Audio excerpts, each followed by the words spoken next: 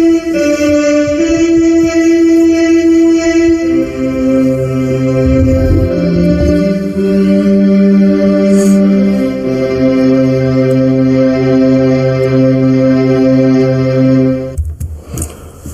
morning, wonderful people, great Biafrans, wherever you are on the face of this very planet. We welcome you to our exciting edition of question and answer, debate, and interactive session this very morning. The day is the 7th day of August in the year of our Most High Elohim 2020, with the time now standing at precisely 5 minutes past 7 a.m. in the morning in the land of Biafra.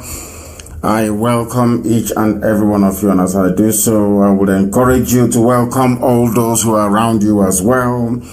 As you all know, we are simulcasting not just on my Facebook page and on YouTube, but we are also on FM, we are on satellite. Do not forget that those of you who are worried about your data, you can listen to us via any of the app that are streaming this content this very morning. You can download Radio Biafra, you can download TuneIn, you can download Sweet Radio, you can also download Radio Garden. There are a whole host of apps streaming Radio Biafra. You can go there and listen this very morning. As I said, it is low data usage if you're concerned about the data you are using in listening to me on Facebook. I welcome each and every one of you, and as I do so, please, it is very, very important that you let your friends and your family know, you let your neighbors know, you let your uncles know, you let your relatives know, regardless of where they are around the world, because we are being received across the entire 24 time zones on this very planet, because we are not like any other. We are the only people who can be listened to or who can boast of listenership across the entire time zone that you have on this very planet Earth. This morning, please make sure you have your questions ready. I do not want any complimentary remarks. I want people who have issues, people who have something to say, people who have a meaningful contribution to make, to be able to step up to the plate and do so. And before I give you the numbers through which you can get hold of us this very morning, we must always do the needful. And that needful is that we must pray this very morning before we commence what we are doing. And as always, my name is Nnamdi Kanu. I am the leader of IPOB, the whole world over indigenous people of Biafra.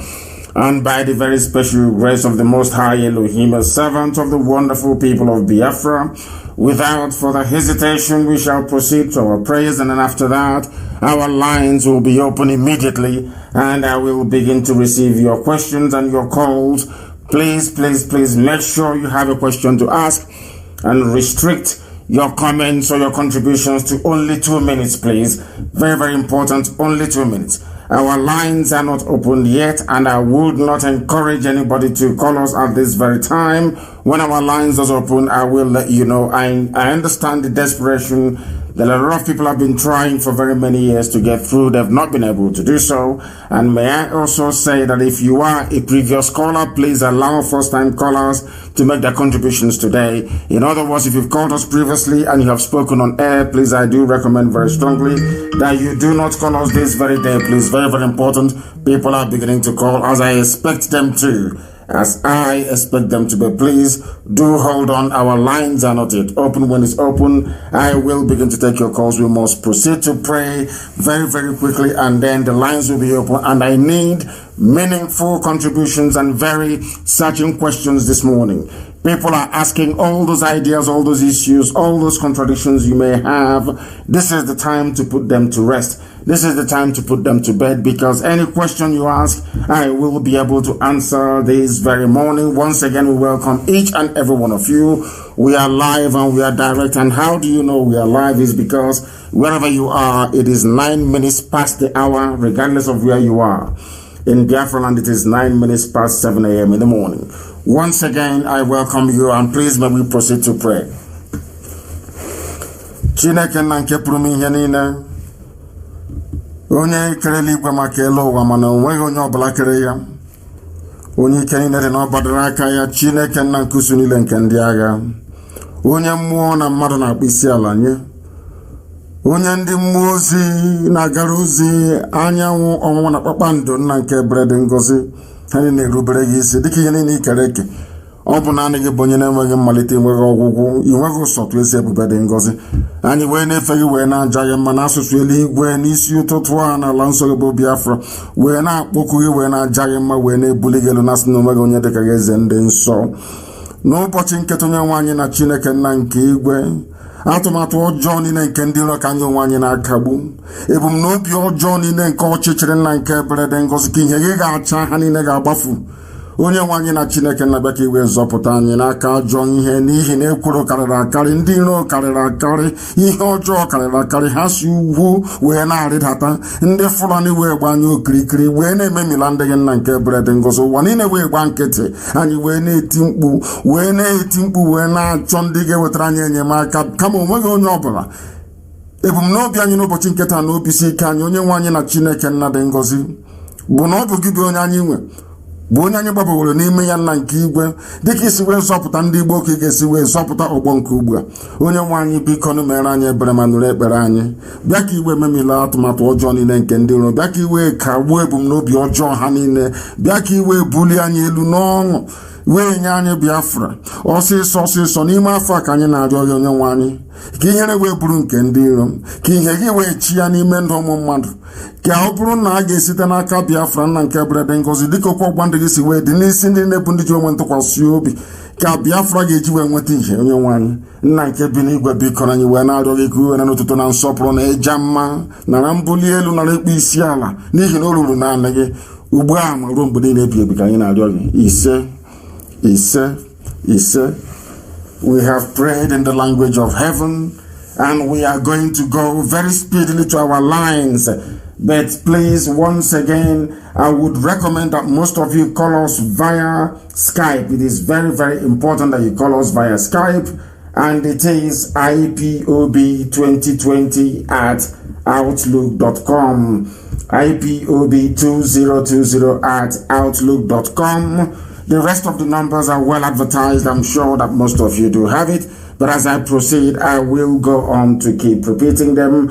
Once again, I would recommend very strongly that you contact us via Skype, ipob2020. On Skype, it is called IPOB Biafra @outlook.com. IPOB Biafra, if you're looking for it. I do presume that we have a caller on the line. Is that correct? No, we don't. We've lost him. The caller on the line, can you hear me? You are the first caller today. Your name and where you're calling from. Sir. Good morning to you. Good morning. Yes. My name is Faith Ogana Adobe Biafra Queen. And where are you calling from? I'm calling from Italy, Genova. From Genoa in Italy. Thank you. Please go ahead. Yes, sir. I'm speaking to Jesus Christ of my time. By the great Gidigbo, the only man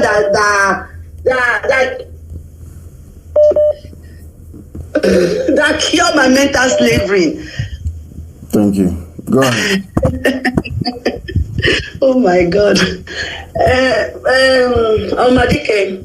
Yes, please. I would like to ask concerning the terrorists Al Qaeda and ISIS coming to Biafra land. Yes. These people that is coming to Biafra land. Please hold on a second, please. If I put you on hold, you stay where you are. I will come to you, please. I'm on a call, and then if you're on hold, please stay where you are. Please go ahead, please. Go ahead. So these people that is coming to Biafra land, I want to ask: Is IPOB, are they going to fight this war, or this war has nothing to do with IPOB? Because I know that these people wants to fight to Fulanize the people in Niger area. So I want to know if this fight has something to do with Biafrans, because all what I understand is that we are going to fight for Biafra war, to restore Biafra. If anybody oppose us, or if anybody come to tell us that no, we can't go as indigenous people, we can't leave Nigeria, we must stay, then we can fight to get our land back. So I want to ask these people that is coming to our land now, are we going to fight them, or we are going to allow the people, the nigger people that is calling themselves South East, Southwest, to do the needful by themselves? This is my question, great one. Please, yes, your question is very, very important, very, very pertinent, very, very relevant. The simple answer is that we are going to do all we can to stop these hordes of the army of darkness from descending upon our land. It is something that we have been talking about for a very long time. I've been warning about this very looming catastrophe that is about to engulf us.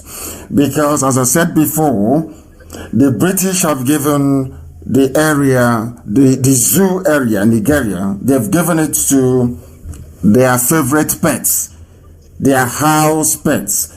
Should I say, their house nigger, the Fulani Janjaweed, and they are making it their home base for every Fula person all over the world. What people don't understand is that there is a movement called the National Fulbe Movement. They are on Facebook, and they are working in collaboration with Facebook management, both in the zoo, across the Sahel, and also Facebook headquarters in California. They are called the National Fulbe Movement. If you go to their page, you will see that they are armed. You will see that Facebook has not done anything to take it down, because they are receiving huge sums of money from the likes of El Rufai, from the likes of the Sultan of Sokoto. These are the people who are draining the zoo dry. They sell our oil and gas, and they use it to bribe people in order to enslave us, and they are coming. We are going to do all we can to resist them. But there is something we must learn. One more thing, sir. Go ahead. I read an article this morning that British has retrieved all their citizens in Nigeria. They retrieved Nigerians' movement not to come in London, and their citizens also to come back home. And those of them that could not come back, or maybe stubborn to stay back in Nigeria, they told them the area that they can go to and the area that they can't go to, and they mentioned Niger Delta area. Yes, the reason being is that it is in the interest of neo-colonialists to make sure that they deplete our numbers, and that those at the helm of affairs in Black Africa are those who are loyal to them, those who are their slaves, those who are their glorified messengers. These are the people they want to occupy high offices, and that is why Africa remains poor and will remain impoverished until we do something about it. Not because we hate or despise anybody, not because we are stopping them from extending their sphere of influence right across sub-Saharan Africa. That's not what we are saying. What we are trying to say is that this modern way of subjugating people, this modern way of enslaving people, this modern way of instilling ignorance in the minds of people who claim they are educated is something that we are against. Britain doesn't want anybody to visit the UK right now for the simple reason that they know something is about to happen. They don't want people who are there, because once you are in the UK and there is war going on, or there is this Fulanization or Islamization agenda in full swing, they know you're going to claim asylum, and they know they're not going to say no to you, because the place where you come from is a war zone. That is why they are restricting the number of people. Even Dubai have said no. UAE have said no to Nigerians, that they cannot come in. EU have said no to Nigerians. They cannot come in. And I'm sure that USA and Canada will follow suit very shortly, because they understand that a war is imminent. That once these Islamists, they are on the march, the zoo will be turned into a war zone. And everybody in Europe, in America, you are now entitled to claim asylum. After all, you cannot be sent back or deported imported back everywhere is in chaos. That is the reason why they're no longer issuing any visas. That is why they're not allowing anybody to come in, because they know there is something imminent. And we all know it now. It's been announced. Even the US policymakers are now issuing paper after paper, document after document, stating the very obvious. What we've been saying from the beginning, that a full-scale Islamization agenda is now on the cards, and the zoo cannot escape it. Forget those who are living in denial. They can live in denial all they like. But one thing is certain, that the zoo is going to fall. It is going to collapse. Thank you very much, my dear sister, for opening the curtain for us this very morning. I have another caller who happens to be on Skype. I don't know if they're still there, but if they are, if they can hear me, I welcome you to the program. This is Radio Biafra, our phone session this very morning. Can you hear me, please? Your name and where you're calling from, if you may. Am I online, Matt? Of course you are. The whole world is listening. Go ahead. All right. Oluchukwu Dike, Onye Nnewi from Nnewi, but I'm calling from Finland. You're calling from Finland, you said? Yes. Thank you. Go ahead, please. All right. I have 3 contributions to make, but I think I should limit it to one for today. And it is about your Twitter followership. So I have been following you on Twitter for the past month, and I have seen your followership number grow from 160-something thousand to I think about 170,000. And I wanted to talk about how we could grow it much more quickly. So take, for instance, the zoo annual budget is actually about 30-something billion euros or dollars, whatever. And I realized that our people in the diaspora, we actually are the people who keep the people in the zoo afloat financially, in the sense that according to real data, our people bring in at least between 20 and 30 billion euros into Nigeria each year. So how about if you can run a broadcast and tell our people in the diaspora that when they are moving money to their relatives and friends in Nigeria, why not tell them that if you want this help, if you want me to assist you with this sum, whatever problem you have, why not say to them, join the movement?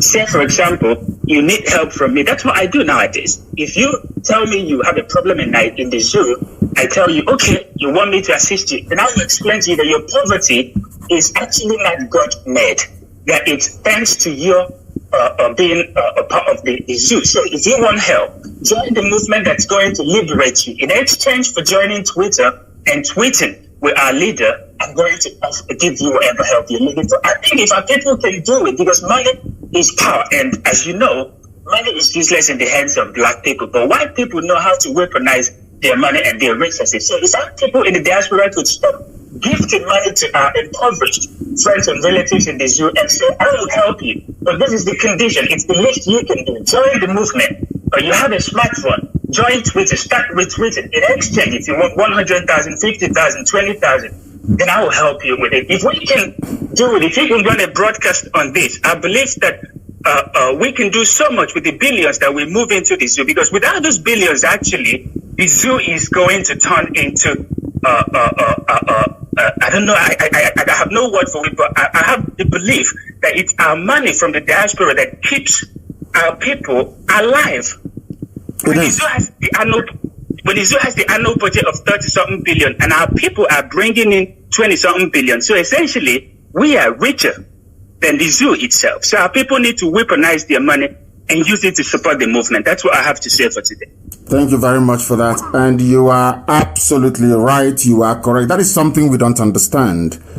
Without people in the diaspora, without our people in the diaspora, there will be no zoo. Without the amount of money, the help we are moving into our land, every place, right across the board, not just Biafrans or Duduwa people and some sprinkling of those from Middle Belt who are in the diaspora as well. Without all that money flowing in through MoneyGram, through Western Union, through all these other plethora of money remittance platforms, the zoo will not exist. It will collapse. That is something we don't understand. And we are going to make it absolutely essential and compulsory that if you need this help from people who are in the diaspora, you must also try and do something to alleviate the very mess that you're in. And as I have said repeatedly, if we flood social media, of course, we understand the restrictions, that Facebook is trying to place on us, and we are working very hard to develop alternative platforms, alternative social media platform through which we can continue to communicate freely, because obviously the Fulanis have bought over Facebook and they're doing all they can to promote Fulani violence and Janjaweedism against innocent populations. It is an accusation that I'm making because even before I came on air this morning, I had one of my posts removed. They wrote to me and said we are removing it because it is in breach of our community standard. And I'm asking them today, the same community standard that the Fulani Fulbe movement is not breaching. They are displaying weapons. You can see them there very clearly. Their page hasn't been brought down. But anytime we talk about freedom, anytime we talk about ways to move ourselves out of the crippling poverty and devastation that the zoo has come to represent, Facebook will come against us. What you're saying, my dear sister, is absolutely correct. If you want help from us, then you must be on Twitter.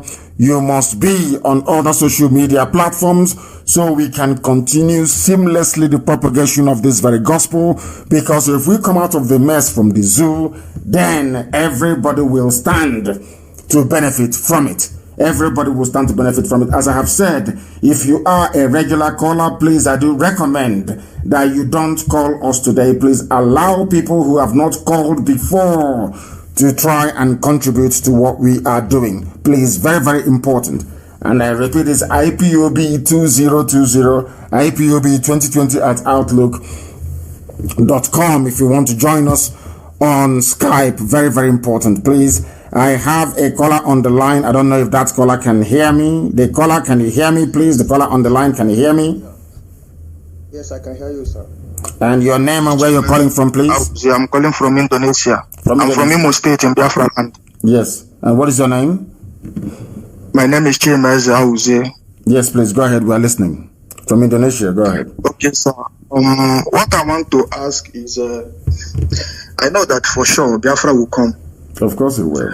But my question now is, in other developed countries, if you want to go and look for a job or apply for work, they won't look at your appearance, your dressing, your hairstyle. They will only look after your capability, your capacity. Yes. But in the zoo, it is not like that. Even when you have all the qualifications, they will still ask you for your experience.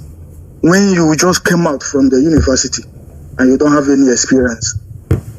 So I want to be reassured that when Biafra come, those people in that kind of situation and those people that doesn't have the opportunity to go to school, but they have something to offer, but they don't have the platform, and those that have something to offer and they don't have the platform, what are their hope that when Biafra come, they are going to be recognized and given opportunity to develop and help the new nation?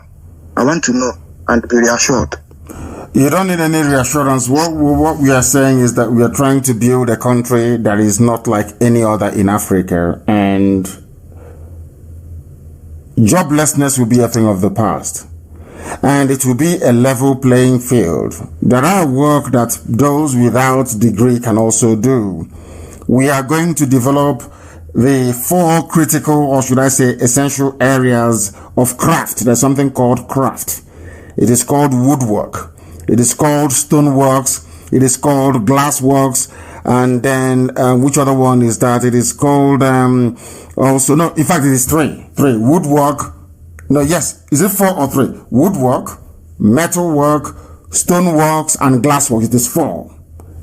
I repeat, woodwork, glassworks, metalwork, and stoneworks. Very, very essential. We are going to build houses with stones, with rocks, not with block, not the block you see every day. And those who are going to undertake those very critical and, should I say, essential work in terms of the overall architectural presentation of Biafra, most of them may not have degrees, but they will be meaningfully employed. We are going to have plumbers. We are going to have people who will work on our drainage system. They may not go to university, but they're going to be well paid. Some of them will receive more pay than those who are graduates, because that is the way it is. Everything will be driven by demand and supply, but nobody will be left behind. That I can assure you. The political economy phase of what we are going to accomplish in Biafra land will be so compelling that the rest of Africa will be forced to copy from us. Nobody will be unemployed as it used to be in the past. In our land, many years ago, before the white man came, there was no unemployment. Everybody had something they were doing. Nobody, that's why we never had any beggars. And we are going to return to that. Everybody will be meaningfully employed based on merit. Nobody is going to get any comparative advantage over the other because of their status, their position, or who they know. Everything will be a level playing field. That I can assure you. The same way I don't allow or encourage the building of any cabal within IPOB is how Biafra land is going to be. There will be no cabal, no old boys network. Everything is going to work the way it's supposed to be, which is if you merit something, then you will occupy that very position. Thank you very much for calling. Thank you very much. We have another caller on the line, if I'm not mistaken. This very caller, can you hear me? We are live and we are direct and the whole world is listening. Give us your name and where you're calling from, please, if you may. Can you hear me? No, you cannot hear us. Your line is not stable. You cannot hear us. We are now going to the line to see who else is there. The caller on Skype, can you hear me? Good morning, sir. Good morning. Your system is not turned down and I cannot listen to you. If your system is noisy, if I can hear any background noise, if I can hear my voice on the background, then I cannot take your call. I've warned many times. If you're calling, you must step away from your listening device. Once you're close to your listening device, I cannot and will not, in all sincerity, be able to take your call. We have a caller on the line. This caller, can you hear me? Your name and where you are, please. Hello, our Lion King. Thank you very much. Good morning, sir. Good morning to you. Your name and where you're calling from, if you may. My name is Chukwuebuka Chukwuemeka. I'm from Anam. My name is Norman Bala. I'm calling from India. From India, please go ahead. Our Lion King, I have three things to say. One is to tell the whole Biafran the dream I had 2 months ago. Second is to ask you why our people are not speaking our language. Biafrans are not speaking their native language, just like others, like Oduduwa and Fulani, Hausa and Fulani. Second is to tell our people the things you are talking about the Fulani taking our land. So let me start from my dream. Can you hear me, our Lion King? Yes, I can hear you very well. Please cut out, leave the dream alone and ask your question, please. The dream, you can inbox me, you can leave me a voice note and I will listen to it. Just go straight to your question. Leave out the dream, just tell us, you ask your question. That is what people want to hear. People wish to be educated about what we are doing. So ask your question and I'll be able to answer it. Leave the dream, you can send that to me on a private inbox or voice note at some time in the future. Please go ahead. Your question, please. Sir. Why is it that our people are ashamed of speaking our native languages? But Yorubas and our Hausas, they speak their native languages. I don't think that is the case, because if you ask all those people, they will also tell you. If you ask our Oduduwa friends, they will tell you that the various ethnic groups in Biafra land, especially the Igbos, are fond of always speaking their language, even when they are in front of people. The thing is that we have stopped developing. You are right in a way, because we have stopped adding new words. What people don't understand is that in every language around the world, especially the languages that I would say are advanced, those that are being studied, there are new words being added to the Oxford English Dictionary almost every year. New words are being created. English is very virulent. It is very strong. It is growing. The same thing with French. The same thing with Russian and all other major languages around the world. The problem that we have is that there was a demonization of our language during colonialism. It was part of the plan to make you feel inferior, part of the plan to make you feel that everything you have, everything you are is is awful. It's just like bleaching cream that people put on their skin. That is the way it is. When we were attending school, kindergarten, it was called in those days, and primary school, if you speak Igbo language, you'll be flogged. If you speak Igbo language, you will be disciplined. I remember at Government College Omoaha, if you speak Igbo language, people will look at you funny. You'll be laughed at. In fact, you'll be disciplined as a matter of fact. So we are made to feel ashamed of our language. And growing up, you grow up with that mentality that when you speak your language, there is, in fact, that your language is something to be ashamed of. But unfortunately, should I say fortunately, for the Yorubas, for instance, the Yoruba language never went out of fashion. They felt very comfortable with it. But whereas where we come from, we are told that speaking our native language is very, very horrible. But one thing I can assure you is this. In our new Biafra, the lingua franca for the first 20-25 years is going to be English language. And then after that, an indigenous language will be developed, encompassing every dialect, every tongue we have in Biafra land. It is as simple as that. That's what we are going to do. And as you well know, I have granted interviews on many occasions speaking our native language. And I spoke it without adding one word of English. And that is what I will encourage people to do. It's a very beautiful language that we have, be it Bibio, be it Efik, be it Kolokama, which is the dominant Izon language. And again, our problem is that we have too many languages because we don't have a history of conquest. The reason why sometimes you have let's say in the British Isles, you have English dominating in the British Isles is because England went and conquered, not would I say conquer, but over many years, they dominated Scotland, they dominated Wales and the Irish. So English became very dominant. If you go to Europe where such, dominance was not allowed, you have a French language, you have Flemish language spoken in Belgium, you have, the Germans, you have the Dutch language, you have even the Dutch, which is what is spoken in Holland. You have all these different languages. The thing is that you have to be proud of your language. And the way to be proud of it is that teachers should be able to teach it, people should be allowed to speak it, and mind you, in Biafra land, in this new Biafra, we are going to have a confederation, which means even within Biafra land, you're going to have the Igbo nation in Biafra land. You are going to have the Bibio nation in Biafra land. You're going to have the Efik nation in Biafra land. You're even going to have the Ogoja, Ejiagan people in Biafra. It's going to be a nation. Even Isoko will be a nation in Biafra land. Urobo will be a nation in Biafra land. Ishekiri will be a nation in Biafra land. And the land of Idu Igodomigodo will be a nation in Biafra land. And they are going to make their own laws in their own local language. So we are going to have some kind of revival.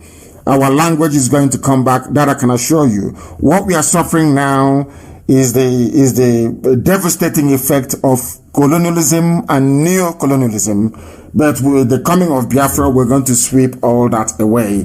A very, very intelligent question you asked, and thank you very much for that. Once again, we are live and we are directing. Most of our calls we are taking via Skype. This very morning, we are taking it via Skype. And we want people to know that you can call us on Skype and we'll take a call. Please, your name and where you're calling from, please. No, your line is not strong enough. It is not strong enough. Unfortunately, your line is not strong enough. So we are unable to take your call because your line is not strong enough. This other caller on the line, can you hear me, please? Can you hear me? No. I can hear a noise on the background. I will not take your call. The caller on the line, can you hear me? No. Again, there is a noise on the background. Once I hear my voice, a noise on the background, I will not take your call. Your name, please, and where you're calling from, the caller on Skype. We are live and we are direct, and the world is listening. Good morning, Mazin Namdekano. Good morning. My name is Odunipa Kwako. I am from Mumezanam in Anambra West Local Government. I am calling you from New Delhi, India. New Delhi in India. Please go ahead. We are listening. Go ahead. Yes. Okay. I want to say something. I want to tell our people in Nigeria that they should not participate in all these nonsense protests in Nigeria. I want to tell them that the protests in Nigeria have nothing to do with Biafra struggle. All this so-called revolution now, it's none of our business. Our own focus should be on restoring Biafra. Please, every Igbo, every Biafran to stay off the protest. It's none of our business. They are struggling they are fighting for their one Nigeria. It has nothing to do with our own struggle.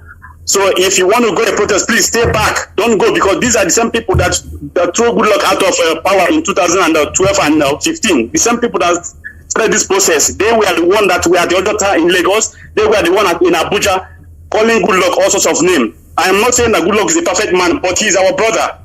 So they did it in 2012. They should do it again this time. We shouldn't participate in it. Thank you, my leader. That's my only contribution this morning. Thank you very much for that, and a very succinct one at that as well. Thank you very, very much. The fact of the matter is that we need to encourage anything that would highlight the ineptitude, the crass misgovernance happening in the damnable Zoological Republic. That is the only reason why I would support it. And I don't want us to judge people by their own standards. We should always judge people, by our own standards, so to speak.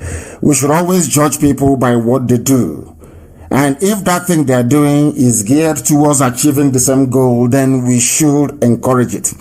What I would like to say is that if there is any civil disobedience, if there is anything geared towards highlighting the very deplorable state of the zoo, if there are things that people are doing that will bring to the fore or to global attention the misgovernance, the corruption and the evil happening in the zoo, then we must encourage it. That is the only reason why we must support it. I know that some of them were against us when we were protesting. I know that some of them even encouraged or sided with the zoo to come down very heavily upon us the time we took it up, because we see things in advance that people cannot see. We knew that this very project called Zoo Nigeria is not going to work, and we did something about it. Now they have woken from their slumber. So we say good morning to them. We are not going to say we would not engage with them, of course not, because they are doing something also very vital to try to highlight the mess that the zoo is in. Very, very important, of course. Thank you very, very much. Thank you very much, my dear brother, for that. Very, very encouraging. I have a caller again who happens to be on Skype. Can you hear me, please? Your name and where you're calling from? Yeah, my name is Okuchuku. I'm calling from Federal Capital Territory, Zoo, Nigeria. You're calling from the Zoological Republic. Please go ahead. Yes, in capital letters. Yes. Yeah, I want to thank you for your good work you have been doing all this while. I pray that God will strengthen you and empower you. Yes, sir. The second addition is this, based on the language, this Igbo language we all face. Not just Igbo language, there are many languages within Biafra. Listen. Can you hear? I can hear you, yes. I want you to listen to me. There are many languages in Biafra land, not just Igbo language. We have other languages as well. And we must recognize that. Very, very important, please. Go ahead. Yeah, hello? Yes, go ahead. Okay, so where I operate, as in, when a Yoruba person comes to the office and identifies his brother with the same language, they seem to be happy and joyful. They will blow the language as long as they like. Same thing happens to the Hausa people when they come, you understand? But you hardly see Igbo people. When they come, they will be speaking English. Even when they try to make communication with the Igbo language, they will still switch back to that English. They find it difficult to identify their people with their language. You understand? So that has been a problem. I think it has been a long-term problem for us, that we see our language as language that does not even exist. Even feel ashamed, like you said, you feel ashamed to even speak our language. Because we are a conquered people. Once you are a conquered people, there is something, a bit of an inferiority complex that goes with it. We became inferior 1970 after the war. That is why everybody is doffing their hat for this very generation of IPOB, for what we have done, for what we have been able to do and will continue to do until Biafra is restored. We had no pride, no sense of belonging. We felt very ashamed because we were a defeated people. We are told that we are defeated and that we are going to be subjects of our overlords forever and ever. But they did not reckon or factor in the fact that IPOB will emerge. And here we are today, very proud of who we are. I'll give a very simple example. I was in Abuja when I was arrested. Not once but twice. I went to DSS office when they took me to their dungeon, and when they bring me up for interview in the offices, you can't even tell who is an Igbo man, because most of them were ashamed of who they were. Some of them dress like Hausa, they speak Hausa language. In fact, if you speak Igbo to them, they will tell you they don't understand what you're saying. It is that defeatist mentality. These are a people who are defeated. They are struggling to survive. They are looking for ways to feed their families. Their overriding priority is how they and themselves, their children, can survive, not about our collective well-being as a people. That was what happened. But thankfully we have now changed that very narrative. Thankfully we are now very proud of who we are. And as I said, as soon as Biafra is restored, fluency in our language will become very compulsory. In fact, if you're not fluent in our language, then you will find it very, very difficult to advance in any field or any endeavor of your choice. Very, very important, because, as I said, the lingua franca will be our local language wherever we are domiciled. Overall, the overarching language will be English, for the benefit of those who may have difficulties crossing from one language over to the other. But in Igbo land itself, as I expect it to be in Efik and in Ibibio, the main local language, the main lingua franca for that nation will be the dominant dialect of those people. So we are bringing everything back. That is why we are doing what we are doing, because we want to make things right for our people. Thank you very much for calling. Thank you very, very much, my dear brother. We are live and we are direct, and the whole world is listening. The caller on Skype, can you hear me? Give us your name and where you are, please. Good morning. Good morning to you. From Padova, Italy here. Padova in Italy, please go ahead. Yes, Mazia, thank you so much for the work you are doing for us, and Biafrans are very grateful to you and to Chukwukika Abiyama for bringing you up at this right moment, because without you by this time, we don't know where we would be by now. Maybe we will run into this useless analysis that they published the other nonsense talk the other day, thinking that they will be the savior by now, not knowing that we are running into their hand for we to be fried into the frying pan with a boiling oil. Of course. So, Mazi, I want to contribute on one thing about the way a black man reasons. As we could recall back, I don't know if it was Jubril that said this word, or maybe the late Muhammad Buhari that said it, that this Boko Haram, this Islamic jihadi terrorists, that these people are foreigners. Okay, you say that these people are foreigners, but you are graduating foreigners into, and they are recruiting them into the national security, like the army, the police force, the navy, the DSS, the EFCC. I mean, Nigerians. These people that call themselves Nigerian, like the black people? What is really their problem? They told them that these people are foreigners killing you, and these foreigners are being recruited into the armies and being sent into their local villages to act as if they are protecting you.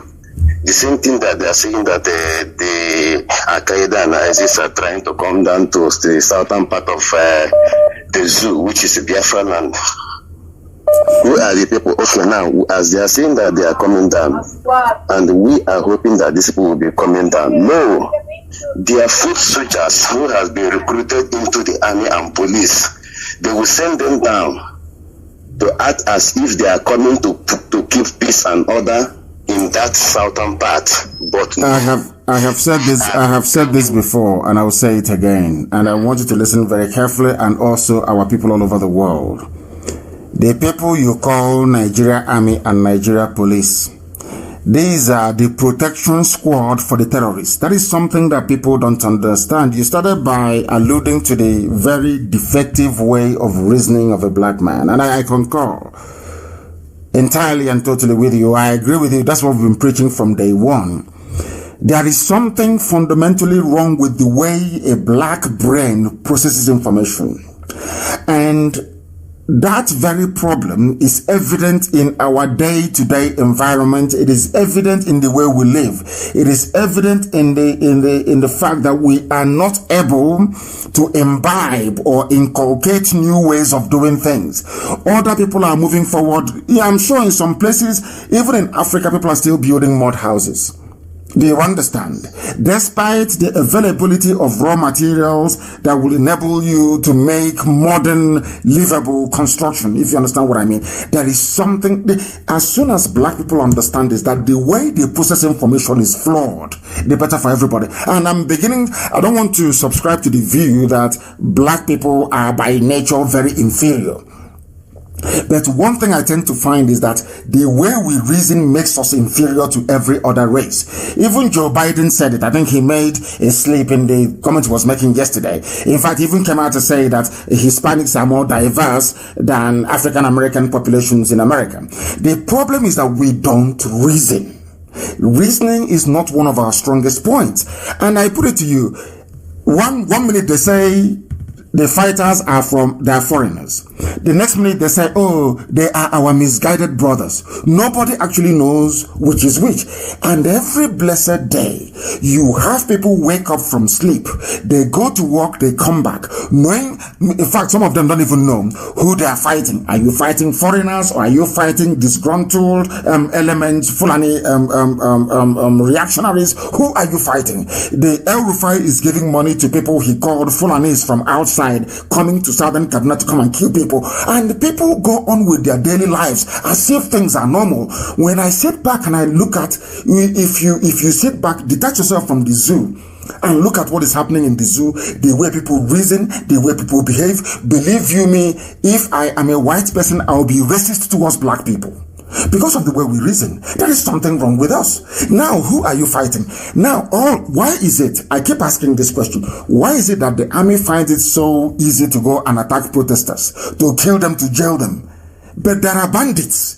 Nobody's sending them to jail. Nobody is fighting them. Nobody's confronting them. On one hand, you're saying we don't have soldiers to fight Boko Haram. We've done our best. We don't have soldiers to go and protect the communities in southern Kaduna. But you have soldiers to go and disrupt protesters. You have soldiers who can go and kill and shoot and man checkpoints where none is needed. So you are right. There is something, and we'll keep trying every blessed day until a black man changes the way he reasons.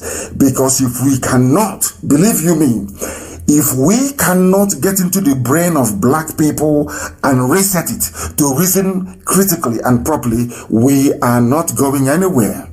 We can have 100 Biafras all over the world, nothing will happen. We can create Biafra from now till the kingdom come, nothing will happen. Now I'll give you a very simple example. You have somebody who, of course, I know that some of them were fathered by Fulani people during, during, and after the war. But what I'm trying to say is that you have people. Somebody mentioned Ohaneze a short while ago. I don't want to dwell on it. But here you have people who come out to say in the open, we are fighting for the survival of our people, that we are living in very critical and dangerous times. That is what comes out of their mouth. And we are doing all we can to fix it. And you say to them, go and do this to prove that you are serious about what you're saying beyond mere words and mere rhetoric. They cannot do it. They are more interested in scoring cheap points to say, oh, you came to us, we didn't come to you. Something so childish, so meaningless, so inconsequential. Now you begin to wonder, if these people are the type of people you refer to as elders, then I wonder what the youths will be like. But thankfully for us, the youths are more reasonable than the so-called elders. And that is a fact of life. They know that the zoo has never worked. They know that And we still on the way that black people reasons, this time around our own people, they know that Buhari, the dead Buhari, took over power in 1983 through a coup d'etat because they knew that Ekwueme was going to succeed Shagari. Everybody knows that. But the same people, they'll be shouting, Igbo president, Igbo presidency. As if that Ekwueme, who also fought to bring Abacha down, did not go to contest. It was the same Igbo people that came out and campaigned against Ekwueme. Ojus Okalu was one of them. Ojus Okalu came out in Jos and campaigned against Ekwueme, his own brother, from going forward. Nobody came out and campaigned against Ekwueme from going forward. But these are the same people that will come back to you and tell you that it's our turn, we must be president. But when your brother came out to become president, you campaigned against him. So when I look at all these contradictions and the way that a black person reasons and processes information, I become very, very concerned. That is why we are teaching, that's why we are lecturing, that is why we are educating, that is why we are tutoring our people to make them reason differently from black people. If you reason like a typical black man, your life will end up in failure and as a very miserable experience. Let us go to the line again. Thank you very much for your call. I enjoyed it. Thank you very, very much. We are live and we are direct and the whole world is listening, of course. Who wouldn't listen to Radio Biafra? We are live and every human being wants to grow in reasoning, and by listening to us, you will reason like a human being. They call on the line. Can you hear me? Your name and where you're calling from, please. Okay, my name is Madabuchiku. I'm calling from Philippines. From Philippines, can you speak up? Go close to your microphone, please, and speak up. Madabuchi from Philippines, we are hearing you. Please go ahead. Yes, sir. Before I start, I want to say thank you. Why is your line fading? Why is it fading and coming? It fades and then it comes. Is anything happening in the Philippines? Why is it fading and coming? Can you hear me clearly now? No, it fades and it comes. It fades and it comes. I need it to be very, very constant. I need it to be consistent. That way we can hear you. Can you hear me? Yeah, I can hear you loud and clear. Now go ahead. Okay, let me start by saying there is a saying, right? No, it is not working. Please, it is not working. The caller on the line, can you hear me? Yes, good morning, sir. Good morning to you. Please, your name and where you're calling us from? Yeah, my name is Eruga Mechi Timothy. I'm from Eziama Ubakala, Ubahe. Umaya province of Biafra land. Yes. I'm here. I'm a coordinator here in the city of Barcelona. In Barcelona. The coordinators. Yes, please go ahead. Yeah, I've been wanting to get close to you. I've been trying to reach you. I don't have a question. I only want to speak with you if it's possible. I have an information that needs your attention. So then message me after this through Skype. Send me a message and I will call you. If you send me a message, I am going to call you. Send me a message after this. Say I called and I have something to tell you and I will call you back. I do call people back when they call me and leave a message. I do return most of the calls, I can assure you. And I do that personally. I don't get my secretary to do it or any of my PAs. I do it myself. So I will call you back. Try and send me a message, my dear brother. Thank you very much. Good to hear somebody from Obakala. These are our people. The same place that I come from, because after Ibeku, you have Olokoro or Ibeji, as the case may be, which is Old Omohe, and then you have Obakala. The same people, wonderful, wonderful people from Obakala, very good people. Thank you very much for calling. We are live and we are direct. We have another caller on the line. This caller, can you hear me? Your name and where you're calling from, please. Hello? Yes, please, your name and where you're calling from. I'm talking to you. Yes, go ahead. Good morning. My name is Mr. Okere Chinoso, my leader. Where are you calling from? I'm calling you from the great Biafra land of Imo State. Thank you very much. Please go ahead. I really would, first of all, love to commend your courageous, your doggedness, and the zeal,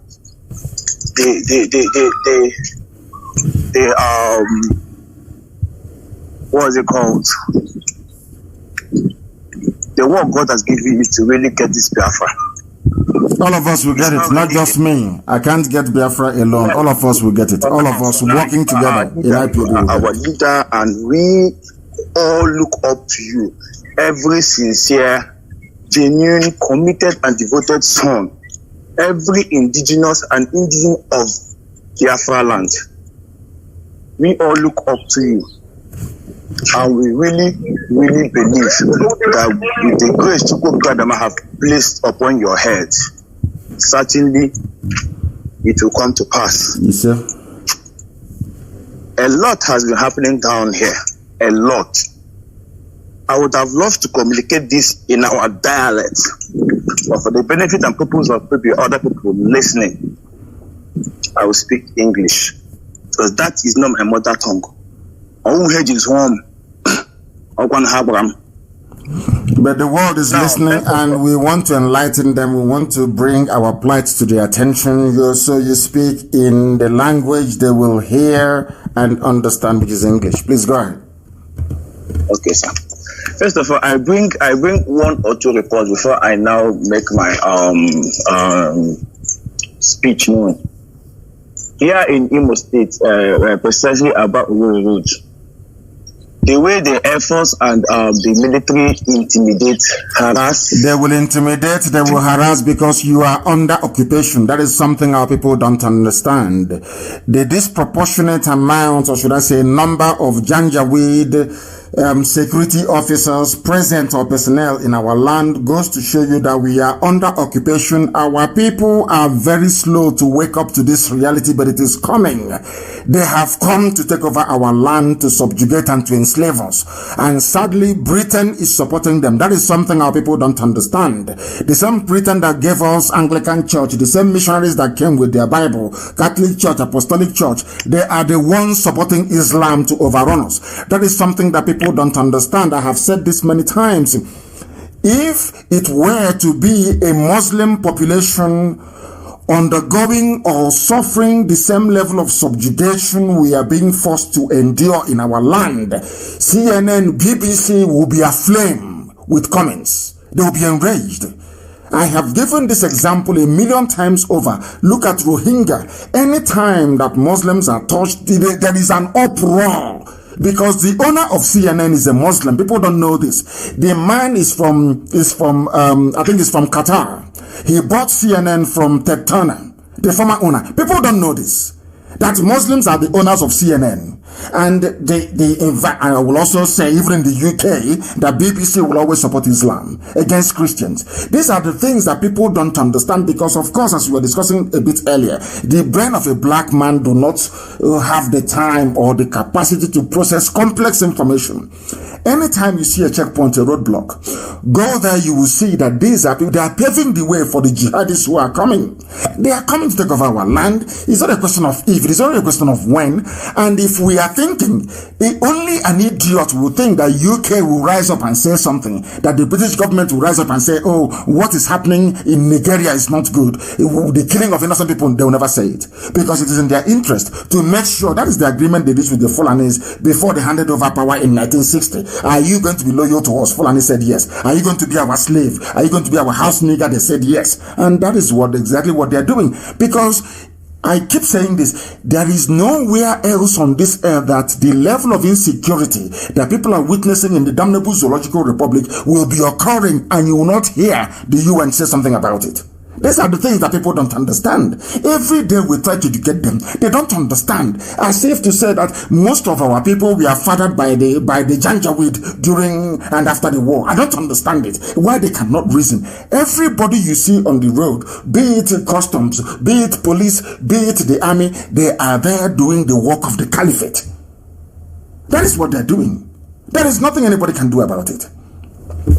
Unless you join IPOB, unless you join this very movement and do all that you can to enable us to stop this level of garbage that is going on in our land. They pretend they know, they claim they know, but they know nothing. People don't know this. It's a very simple game plan. If you are a student of history, and I would recommend, even if you're not, go and start studying history. Look at the history of Islamic conquest. And I ask you once again, why is it that, ask yourself this question, why is it that Facebook allowed Fulani people to open up a page on their platform displaying guns and listing out all the countries where they are going to take over, and Facebook allowed them to succeed, or should I say allowed them to continue to do what they're doing? These are the things that people don't understand. There is something wrong with the way a black man reasons. Something even worse with the way a southern people that live in the south of the zoo, the way we reason. The caller on the phone, can you hear me? Can you pick back up? I've taken your call. Your name and where you are, please. Millions are calling. Go ahead.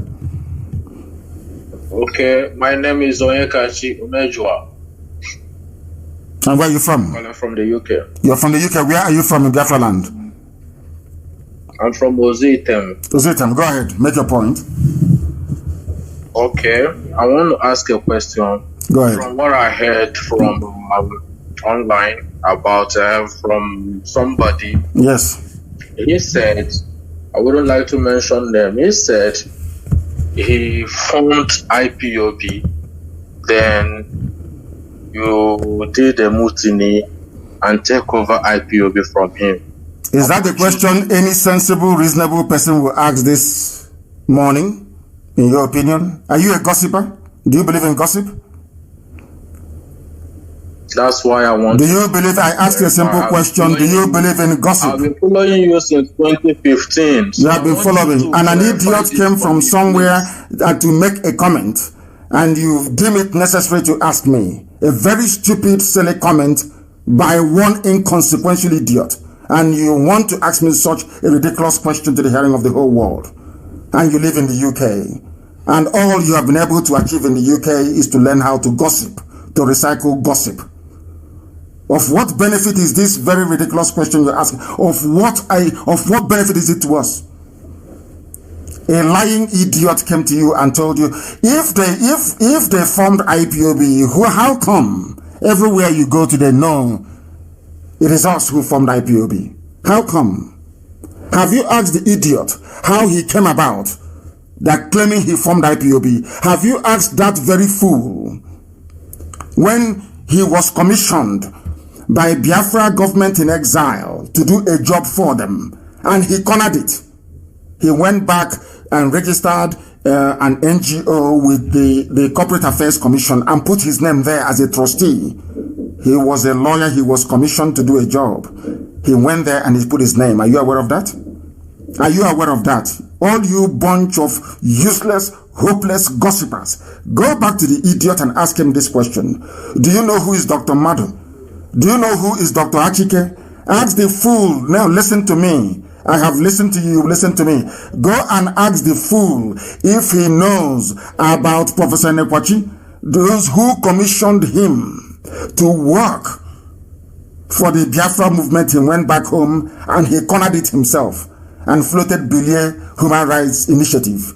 When we started this movement, did anybody hear about IPOB until we came? It was Bilie, which I promoted on this very platform, until he asked me and told me at number 30 Bannister House in London, in the presence of UCMF, in the presence of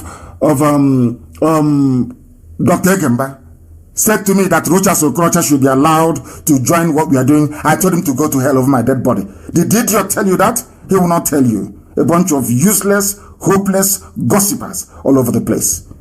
Ndara, and you're in the UK. All you can learn in all your years in the UK is how to recycle gossip.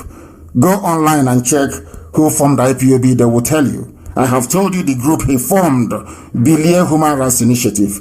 They don't exist. As I told him, they will not exist. By the time we are done with them, nobody will remember their name. And that is the case today. If you come against IPOB, you are finished. You are dead. You are nothing. You will spend the rest of your life gossiping and chatting rubbish, and nobody will take note of you. Simple as that.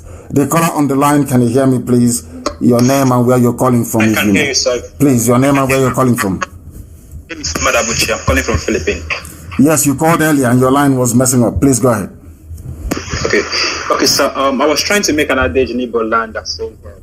No, your line is still the same. It comes and it goes. It's like a radio wave. It comes and it goes, and it cannot aid us in what we are doing this very morning. Let me go to the other line, please. Then the caller on the line, your name and where you're calling from, please.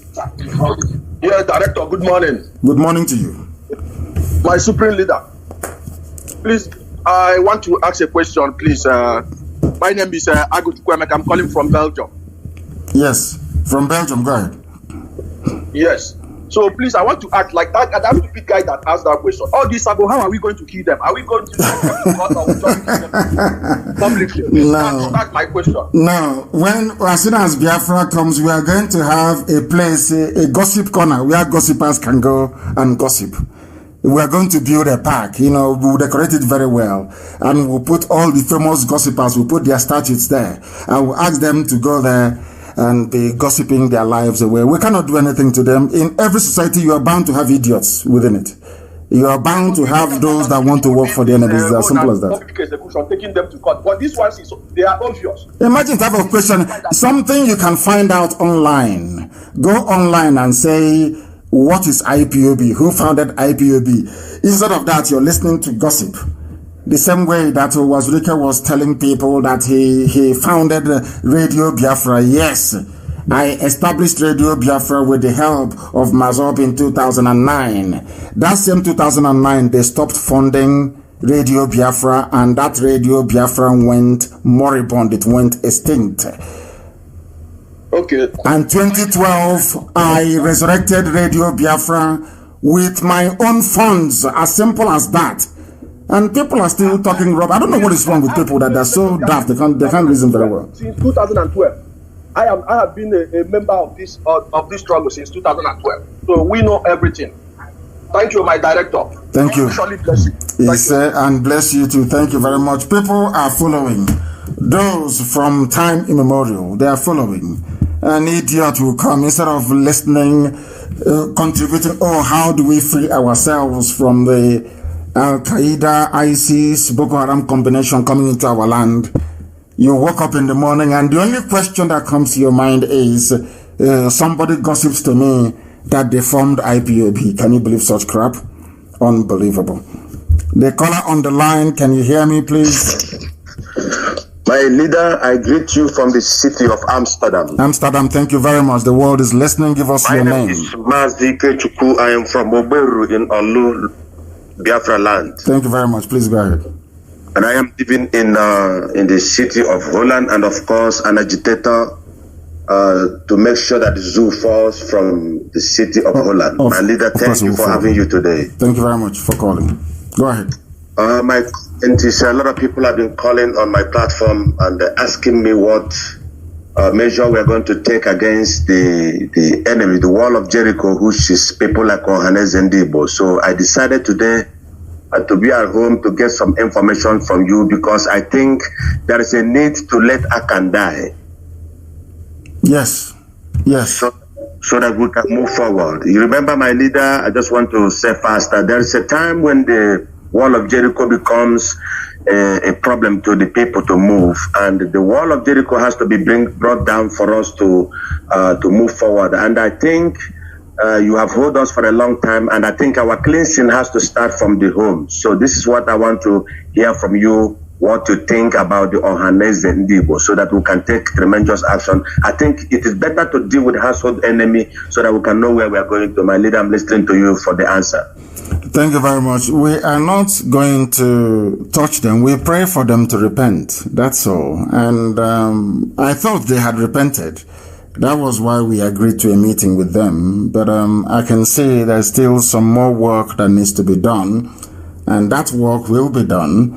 We are praying for them to repent from their sins. So we don't want to kill anybody or touch anybody. But all we are praying for is that they repent from their sins. And we remain prayerful that all of them will repent from their sins. Thank you very, very much for that. We have a caller on the line. This caller, can you hear me? Your name and where you're calling from, please. My leader, good morning. Good morning to you. Hello? Yes, I can hear you. Go ahead. I greet you, my leader. My name is Prince Sunday Namani. And where are you calling from? From Kano. Namani, where are you calling from? I am calling you from United Arab Emirates. UAE. Thank you very much. Please go ahead. Yeah. My leader, first of all, it's a great privilege for me speaking to you direct here. I must honor that. Thank you so much, my leader. Thank you. My leader, please, I have three things to say. 1, 2 is a question. Then why the other one is a contribution of what you said last time? My first question is this: as in Biafra land, I can understand that we have a lot of different tribes and different languages. Yes. I want to know: are we going to have a general language that it must be composed that everybody will learn? Because if I may say, in Ghana, let me use Ghana as an example. I stand to be corrected if not so. There's a tribe and the different languages in Ghana, but in Ghana there's a language, general language that they can speak. Everybody, a foreigner will not know, but as long as you're a Ghanaian, you understand what they're saying. So are we going to have a general language that will bind the whole Biafran? Even in school, it will be taught in our schools. That is number one question. And the answer to that is yes. The answer to that is yes. There's going to be a lingua franca developed. But remember that Biafra land will be a confederation. And those confederating units will also have the right to secede, to leave Biafra should they wish to do so. Because we're not going to nobody's holding anybody hostage or prisoner. If tomorrow morning Izon wants to be free and want to have their own independence, all well and good, we will all attend and celebrate and drink and dance and eat with them. That's how it's going to be. The same way it is in our villages. When your village divides and want to be autonomous from from yourselves, then everybody is happy. We go, we celebrate, we have fun. It's as simple as that. So if we have a Biafra that after 25 years remains intact and nobody wants to leave, then a lingua franca will be worked upon and developed that every child will then have to study in school. That becomes the lingua franca, and that lingua franca will contain traces or elements of every indigenous dialect and language we have in Biafra land. It will not be one dominant language. It will have to, incorporate or encompass each and every language we have in Biafra land. It's as simple as that. And that will be done. But say we have a Biafra and after 20-25 years people want to be on their own, then people will now have, let's say for instance in Igbo nation, the lingua franca will be Igbo. In Shekiri nation, the lingua franca will be Shekiri language. In Urobo there's something, in Isoko there's something. Should they wish to go their separate ways? But if we remain as one Biafra, then a lingua franca that will encompass everybody will become very, very necessary and absolutely critical and vital that we develop and disseminate it. Yes. Okay, sir. My second question is this, my leader. I want to know. I won't say that when Biafra comes, because we are not going to wait when Biafra comes. In case if we are to march tomorrow, what will be the fate of those saboteurs? Because if not because of that Chukwu Kabiama is with us, believe me, these people can do anything possible to stop this struggle. So, what will be the fate of them in case of tomorrow if we are to march? Anybody, listen. Allow them to leave them if we are to march tomorrow. Listen very carefully to what I'm saying. Listen to what I'm saying, and I will say it this once. If we commence our march and any idiot stands in our way or does what Obabi Asika did, they will be killed. Any saboteur, once we raise our flag, once we raise the dragon flag, once that flag is flying, once we raise the banner of war, when the Fulani Janjaweed must have come into our, because we wait for them to come. If we go now to meet them, the British will mount a very serious, deadly propaganda against us to say we are the aggressors. Remember that we are the ones who are proscribed. We are the ones who are tagged terrorists. Despite the fact that those who are killing me, Yetiala, are not terrorists. Once the banner of war is raised to defend our land, every saboteur will be hunted down and taken out. I'm saying it so the whole world can hear it. After all, Americans did the same thing. Once the banner is raised, once they bring the war to our land, which is coming, is inevitable, and the banner of war is raised and we commence our march, any saboteur, wherever you're hiding, will find you and will kill you. It's as simple as that. We're not going to mess around. We're not going to mess around with these idiots. You think what happened before is going to happen again? It won't happen again. We're not going to allow it. Thank you, my dear brother. Thank you very much for that. We will hunt them down regardless of where they are. They should go and cut out what I'm saying now and send it to every diplomatic mission around the world. Tell them what I said from the beginning. Just don't cut out this bit. Once that very flag is raised and we commence our march, every saboteur, wherever you are, you'll be taken out. It's as simple as that. It doesn't matter. Let your sympathizers start crying for you from now, because you will not be alive to see the coming of Biafra. That I can assure you, unless they repent, regardless of who you are. Once our enemies are on our doorstep and we begin to respond, I'm very sorry to say we are going to fight a reactive war, not proactive war, because we have to wait for them to come, and they will come. It's natural. Fulani will always come to try and take over people's land. That is what they do, and then we are going to stop them. Every sabo from then onwards becomes a fair game. I thought I had a caller on the line. This caller, can you hear me? No, but I picked your call. You are not able to say anything. The caller on Skype, can you hear me? I have heard my voice on the background. Once I pick your call and I hear your voice on the background, I can no longer speak to you. I have a caller on the line. This caller, can you hear me? Your name and where you are, please. Hello, my leader. This is Samuel. I am calling from Texas. From Texas. Samuel who? Do you have a surname? My name is Samuel. I am from Imo State, but I am calling from Texas. Samuel, what is your father's name? Are you afraid to say your father's name so that we can know who you are? My father's name is Ogaji, my leader. Thank you very much. Calling from USA. Please go ahead. We are all listening attentively. Go ahead. Yeah, my leader. I want to commend you for the work you are doing. The reason why our people have not been overrun by the Fulani Janjaweed is because you are there and IPOB is there. If anything happens to you, if anything happens to IPOB, our people is completely finished. So we are continuing praying for you morning, afternoon, and night for God to continue protect you and to guide you, because without you, our people is completely finished. My leader, I want to commend you for the work that you are doing. May Chukwokike Abiyama continue to bless and protect you for us. He said, and bless you too. And I want to make this very clear. They know that. The Fulanis know that. If you ask them who they're afraid of, they'll tell us Nnamdi Kanu and his IPO. That's where they put it. And his IPOB.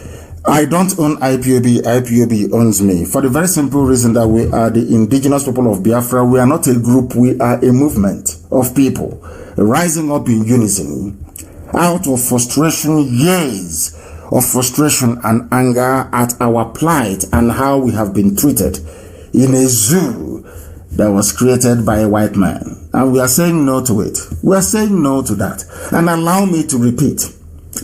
Don't think that the Fulanis, the Janjaweed, as Gowon said, are keeping quiet. They will never keep quiet. Gowon said if he had known how much an Igbo man loves money, he would have used money, cash, to scatter Ujupu's Biafra and not go to war.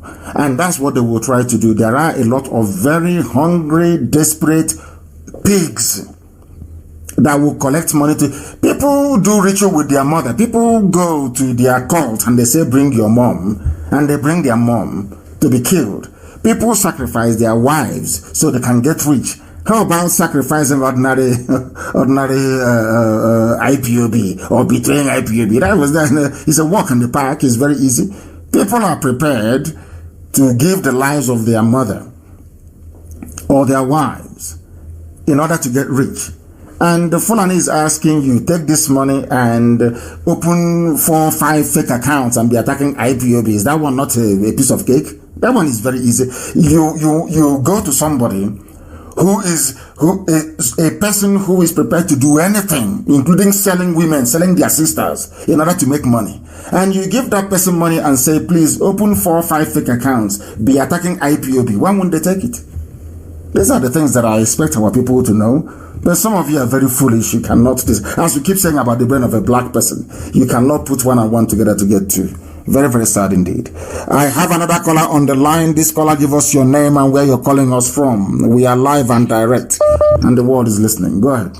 My leader, good morning. Good morning to you, my dear brother. Please, go ahead. My name is Waz Chisumi Nkume. Nkume, go ahead. From Iguacha. Iguacha, please go ahead. Yeah. Yes, sir. I just want to, something struck my mind when I heard that what happened at Imo State by Supreme Court Governor, flog our fathers and mothers. Yes, but the pensioners who went to Hope Uzodinma, and Hope Uzodinma called some thugs to come and flog their parents and their mothers. These are the values that we now have in our land, that people are protesting because they've not been paid their pension, and people were hired to go and flog them. Very, very sad indeed. Very, very sad indeed. Indeed. The caller on the line, stay where you are. The evangelist, stay where you are on Skype. I will come to you after this. Evangelist, stay where you are. Don't say a word. Stay where you are. Please go ahead. Please go ahead. And some people will say that we should respect our leaders, political leaders, and all the rest of them. Now look at the outcome of your meeting with Yohaneze that you were so angry over. How can we again trust this kind of people in our land? Or tomorrow somebody will say that IPOB or our leader Mazen Namdekalo is not listening from their elders. That's what they always say. They say to me, you don't listen to elders, we want you to listen. And people called me and pleaded and said, you must listen. We do it for us. And I did it for them because of them. Now, I didn't want to do it. I did it because of a few people. I mentioned their names. They kept calling. These are people that I respect. I have so much regard and respect for. So I said, because of them, because of these people, I will listen. And I listened. And I did what was expected of me, not knowing that Abuja had direct line to the meeting. It's just unbelievable that the best thing for them to do is to try to disparage, to try to reduce, to try to diminish IPOB. That was their game plan. And I kept asking myself, if you diminish IPOB, who is going to fight when the Fulanis come? They're going to come. It's only a matter of time. Very short. In fact, they're even in our villages already. Who is going to fight? It's some IPOB who's going to, it's some IPOB you expect to fight. And that same IPOB you want to sell down the barrel even before the first shot has been fired in anger. You want to sell down the drain. That is the way they are. And when I say I don't want to deal with them, people don't understand. Anytime I rise up and I say that somebody has a problem, that go and check it left and right, go round the corner, eventually you come to my position that that person has a very serious problem. Please go ahead. Exactly. On no account, on my own opinion, Mazi, these people should not be called to us meeting again. You should not attend to them again. You should not listen to them again. Because this has been their last time and their last chance. The grace has been given to them all this while. Because we cannot be doing very sad. To not continue again. Thank you, my leader. Keep on keeping on. Thank you very much for that. Thank you for your call. Thank you very much. That is the last time. Who is going to meet with? I will meet with them again. Meet with them for what? To discuss what? We have a caller on the line. I presume is an evangelist, if I'm not mistaken. Another woman evangelist. Please tell me where you come from, please. Your name and where you come from. Good morning, sir. Good morning to you. I am evangelist Obiani Joara. Yes. I'm from Oga, under Anambra State. Thank you very much. But I'm calling from UK. From the UK. Thank you. Go ahead. Yes, sir. God bless you, sir. I called you, the lion himself, Amadika the second. Thank you. May God strengthen you and give you more guide you and protect you.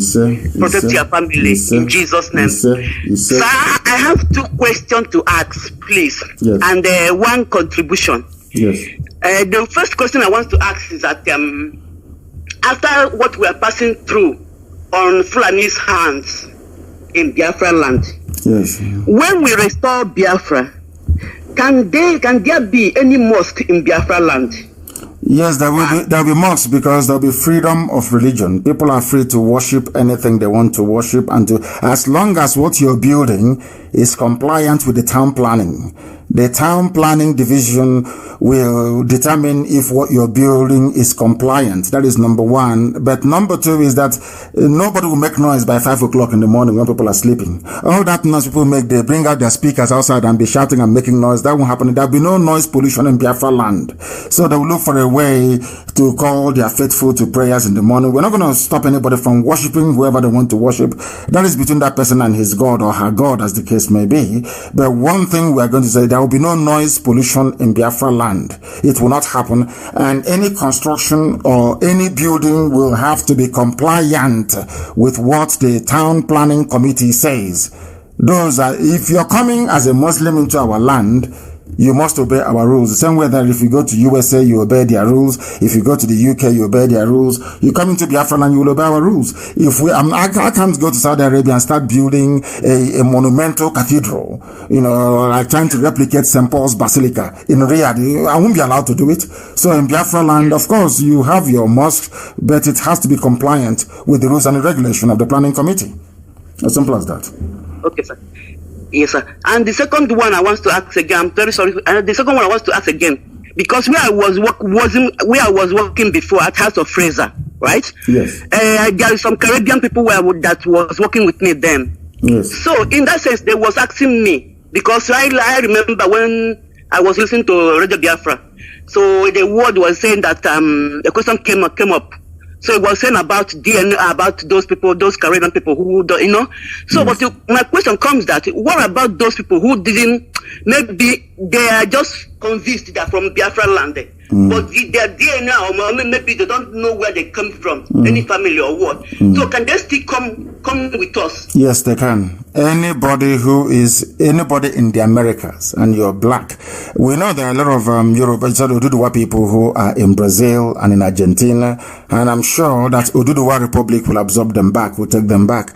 But we know our people who are in Haiti, people who are in Jamaica. After all, in Jamaica, they use the word Moa, which means me. That's what they say in Jamaica till tomorrow morning. So there are aspects of Igbo language, even in Jamaican language itself. Every black American, regardless of where your ancestors were taken from, everybody, if you wish to become a Biafran, you're more than welcome to do so. We'll give you citizenship. And they will have right of entry into Biafra land anytime, any day, anywhere. I know our people are when people talk about land and the space to absorb every black American who may want to come back to Biafra land, what I'm going to say to them is this: we do have enough land. If you look at the landmass all the way from Ondo to Bakassi, from west to east or from east to west, from Ambazonia. Let me not use the word Bakassi. From Ambazonia all the way to Ondo State, and you check it from Ajokuta all the way to the Atlantic Ocean. We have enough land, and our buildings and our construction is going to be so magnificent that we are going to depend a lot on high-rise building, both for habitation and for work. So we are going to have enough land left. We are not going to go back to the old ways of building bungalows all over the place, consuming land for no reason. We are going to build tall, relevant, modern high-rise blocks to house our people. That's how it's going to be. It's going to be a very modern economy that the whole world is going to be very proud of. And we can welcome each and every one of them. They are free to come to Biafra land. Yes. The next question you want to ask, please, or point? Please, the contribution I was trying to contribute again concerning about the people that are reporting about Muslim people here in this UK. There's something I want to say, but when you said it, they will call you. They said you are under spies in their country. But the truth is that I have to say it. We are working in the evening work under CCTV Manchester. Right? So, and if you come there, it's only Muslim people and on top, and they're the one that controlling the whole Manchester. So, if you come now, the people that the real origin of British people, there's just few people. But they call it, if you come, they'll say it's British Hazard. But what I'm saying is that, like what is happening to us on social media. So, if you come there, like what they're doing in Facebook, people that controlling there, which I know, it's Muslim people. So that's why you see always they are blocking us, do all sorts of things. So yes. That's what I want to say about that. I agree with you. Thank you very much for calling, Evangelist. Thank you very much. That is what is happening. They are very forward thinking. The Muslims, I give it to them, they are very forward thinking. They have a game plan. People executing the plan of Othman Danfodio were not born at a time that Othman Danfodio, nearly 200 years ago, said, I will dip the Quran in the Atlantic Ocean. But they groom their children to think like their fathers, that the conquest of the geopolitical space called Nigeria is a must, something they must do. And they are going to look for willing tools like Yakubu Gowon, like some influences we have amongst our people. They are going to look for the likes of the Tinubus to help them to advance. And as they are doing it, it is three-pronged. They are doing it economically, they are doing it religiously, and they are doing it also politically. So what they are doing is they can appoint a governor for you, like the Supreme Court governor of Imo State, and use him as an advance, but you will not know. You won't know that the reason why they gave Hope Uzodinma governorship of Imo State is to advance what Othman Danfodio said nearly 200 years ago. You will not know. But they put him there. From there, Dangote will buy land. Dangote will buy land and they will settle their migrants, all this Janjaweed from the Sahel. By the time you know, they have an emir as they are planning to have in Jos.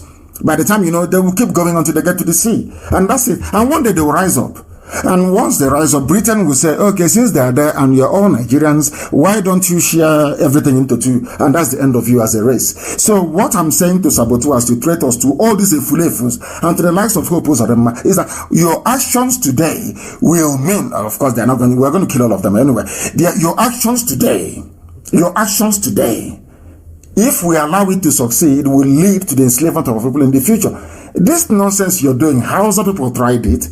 All these things, the Fulefus and all these people, all this rubbish you're doing, the Fulani got the Hausa peasants to do the same thing to their kings. Look at where they are today. So we know who they are. And that is why we cannot spare them. We can't. That is why I want them to cut out everything that I said about, cut it out and keep sharing to the whole world. You can't stop Biafra from coming. Biafra will come. You cannot enter Biafra land. Your generations cannot enter Biafra land. It doesn't matter how much you beg. It doesn't matter. Once you're a saboteur in this generation, you will never ever be forgiven. Never be forgiven. So that you may know that Elohim is with us. That Chukwukika ordained IPOB to carry out this very work. That is why none of the things the Sabos are doing that work. Yes, your name, we have a caller on the line. No, I can hear they don't listen. These UG black people, they don't listen. I said, if you're calling, turn your system down. If you don't, once I hear my voice, I will cut you off. It's as simple as that. They don't listen. Even when they pick up the call, of course, some of them may be listening and waiting for their calls to be picked up. Once I pick up your call, you must know immediately to please go and turn down your listening device. I have a caller again on the line. This caller, can you hear me? Your name and where you are, please. No, not very clear. I have no time to waste. Once it's not clear, I cannot take your call. The caller on the line, can you hear me, please? This one is on Skype. Can you hear me? Good morning, sir. Good morning to you. Your name and where you're calling from?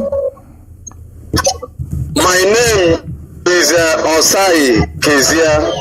I'm from Uguta, Imo State, Biafra land. Osai, the same name that they answer in Igodomigodo, the same name they answer in Igodomigodo. Osai, the same name. Please go ahead. But you're from Uguta. Please go ahead. Go ahead.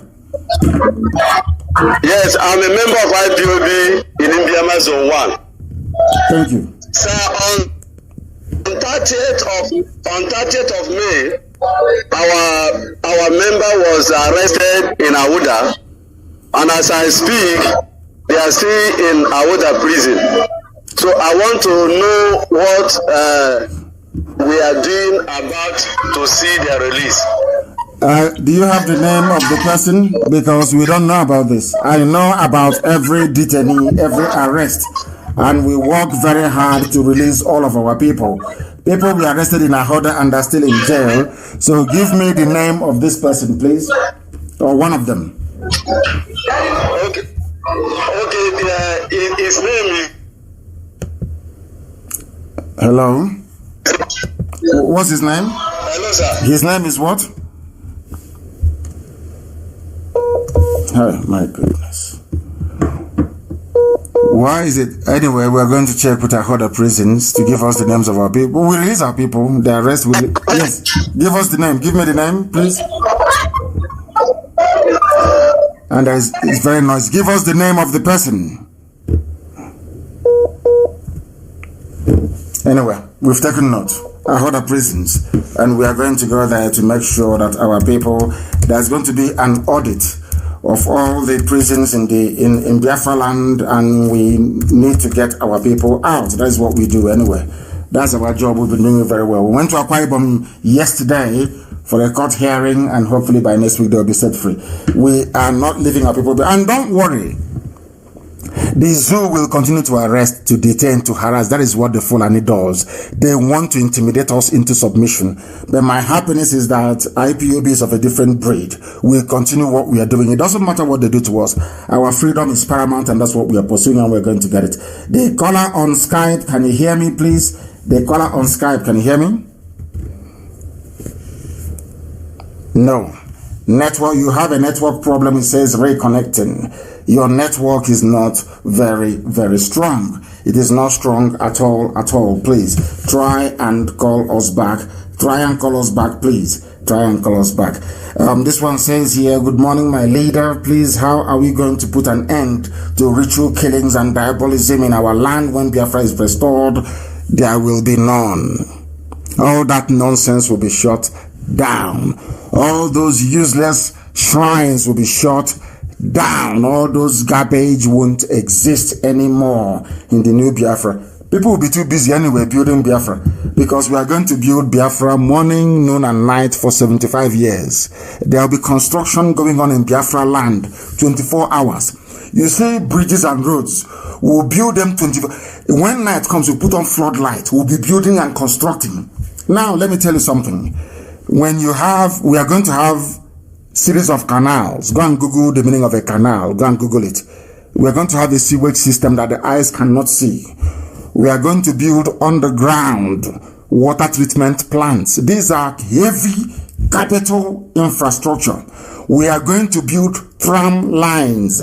We are going to build railway lines using steel from Ajokuta, not imported, using steel from Ajokuta, processed by our engineers. There will be so much work is untrue. There will be a grid system. Electricity will be 24 hours a day. We will be getting all these things that they promise you every year. They will put pole, one transformer. We will bring electric wire. Rubbish. We are going to build it every blessed day of our lives. And it is going to be a conduit system. You will not see any electric wire overhead. Everything has to be underground. We are going to make sure that we pipe gas to every home in Biafra land, in every village. There will be gas in every village. That's what we're going to use to cook. We will not be using firewood to cook anymore. So we know what we are doing. By the time we are finished, even Dibia that is doing ritual will be busy at work. When he finishes his day job, he'll be too tired to look for somebody to do rituals with. We know what we are doing. That I can assure you. And I don't want to reveal much because the zoo will copy it. The same way I told them about railway, and they went and started building railways everywhere, but not in the east. It was my idea. I gave it to them whilst I was in prison. I told them what to do in order to boost employment. I never knew they would go to China to go and collect loan to build railway. And I told them how they can fund the railway without any external borrowing. I gave them that idea when I was in Kuje. I gave it to them. They now went and built railways everywhere else, but not in Biafra land. And they will not come out and say openly, it was Nnamdi Kanu that gave us this idea to build all these railways. I gave it to them. I did. Zoological Republic. We are live and we are direct, and the time now is approximately, I should say, I think it's about 18 minutes to the top of the hour. 18 minutes to the top of the hour, please. 18 minutes to the top of the hour. We are live and we are direct. Everybody is going to do whatever they can to try and stop us, but they are not going to succeed. They are not going to succeed at all. I am getting a report here. Enugu monitoring team. I don't know what that means. But what I want all of you to know is that the Janjaweed will come to recruit you. Some of you will be recruited by the Janjaweed. Some of you will. But pray. In fact, if your prayers are not even going to work, pray for yourself, because Biafra will come. And all of the idiots who will come to apologize on your behalf, they should see what you're doing. Because anytime, the day we restore Biafra and we start hunting down the saboteurs, anybody who comes and says, please pity them, we know you are also a saboteur and you will go down as well. So there'll be no pity.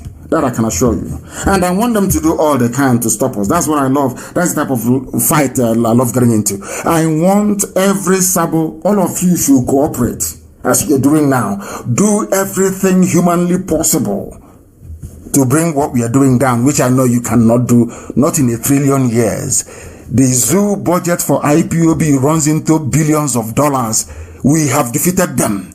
Talk less of you, cockroach, church rat. You are nobody. Absolutely nobody.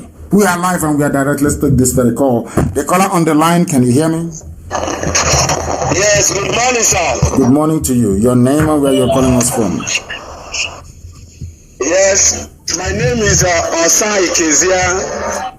I'm from Uguta. Yes. I asked you to give me the name. Give me the name of the person who is in jail. That's what I want to know. The name. Okay, the names of the people that are in jail are these: Alaka Onyedekachukwu. Alaka Onyedekachukwu. Onyedekachukwu.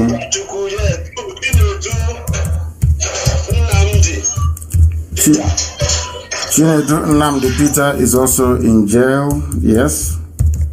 Ikechukwu is also in jail. He was arrested alongside with them. Ikechukwu is in jail. Who? The fourth person? Four. Felix Samson. Felix Samson, yes. Yes. And yes, they are in Awuda prison, sir. We are going for them. Today, this morning, we are going for them. The rest assured, we are going for them. This morning. Okay, sir. Okay, sir. Thank you very much. Thank you for, if you know where our people are held, not those that went for armed robbery or those that went for kidnapping and they caught them and are now claiming IPOB. I don't want that rubbish. I want IPOB genuine hardcore that we are arrested.